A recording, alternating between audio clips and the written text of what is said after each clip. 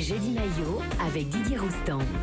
Didier, chaque semaine, vous nous racontez l'histoire d'un maillot de légende et aujourd'hui, le maillot d'un grand nom du foot français qui aurait pu porter, qui aurait peut-être même dû porter les couleurs de l'OM. Oui, parce qu'il est d'Aix, mais il est parti dans le milieu des années 60 à Nantes. Il nous a quittés récemment. C'était un homme merveilleux et un très grand joueur aussi, et sélectionneur ensuite dans bien des pays, l'équipe de France, avec qui il a eu des résultats.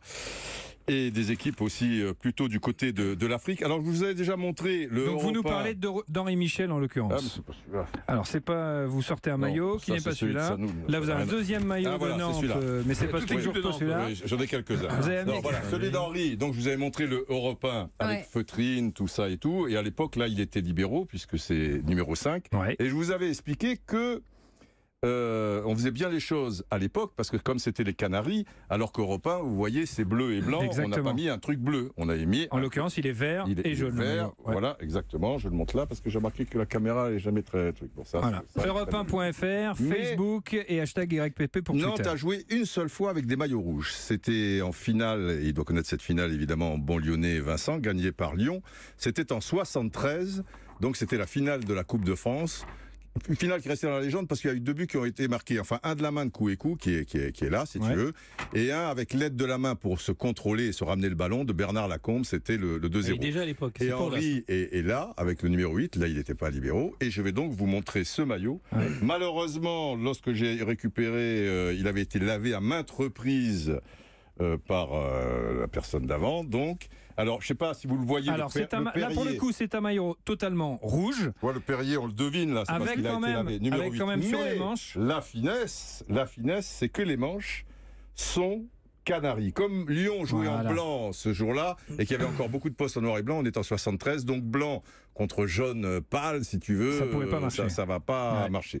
Donc là, ils avaient été en rouge, mais vous avez vu, les bandes Adidas, donc, sont Canaries, jaune et vert. Voilà, très joli maillot. Très joli maillot que vous pouvez voir sur Facebook, Europe1.fr et Twitter. Affective 73. 73. J'étais au Parc des Princes, c'est la 2e fois que j'allais au Parc des Princes. La 3e fois.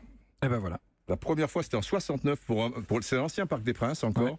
C'était pour voir un match de Supercoupe entre Saint-Étienne, en 69, Saint-Étienne et l'OM. L'OM a gagné la Coupe de France, Saint-Étienne le championnat.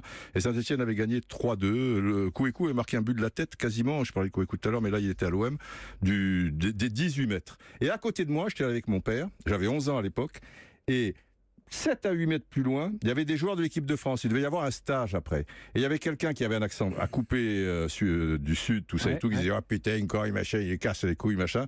C'était Henri Michel, et c'était la première fois que je le voyais de près. Et ensuite, vous l'avez connu. Et ensuite, j'ai connu évidemment maintes expériences, donc certaines très touchantes, notamment pendant la Coupe du Monde 82, où on était ensemble. Et un soir où on a poussé le bouchon un petit peu loin dans la nuit, je le raccompagnais, enfin on était dans le même hôtel, mais à sa chambre ou truc, je l'ai plus ou moins bordé, et ça me touchait, si tu veux, qu'à 11 ans, je voyais cette personne, tu vois, grande machin, et que je le bordais un petit peu, alors que j'avais 22, 23 ans, on a 10 ans d'écart, tu vois, et là, il en avait 34, en fait, il allait en avoir 34. Belle histoire, belle anecdote de Didier. Merci pour ce beau maillot et ces belles histoires.